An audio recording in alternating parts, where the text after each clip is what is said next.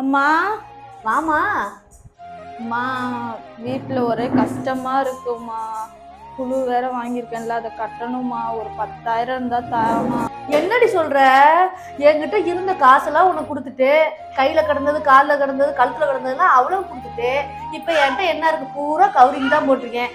என்கிட்ட எல்லாம் பணம் இல்லடி அம்மா, என்னை ஆளை விட்டுரு. அம்மா, எனக்கு தெரியுமா உன்கிட்ட எதுவுமே இல்லைன்னு. அண்ணன்ட்டாச்சும் வாங்கி கொடுமா.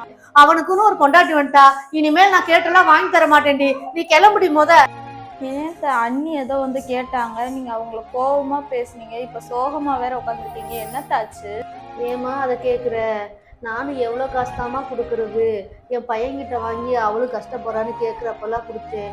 இப்போ வந்து 10,000 கேட்குறா. நான் எங்கம்மா போட்டு? ஏன் முதல்ல என்கிட்ட சொல்ல வேண்டியதானே. அவசரத்துக்கு இல்லாத காசு எதுக்கு? நான் அவர்கிட்ட கேட்டு நான் வாங்கி தரேன். இப்படி ஒரு மருமக கிடைக்க நான் நம்ம புண்ணியம் பண்ணியிருக்கணும்.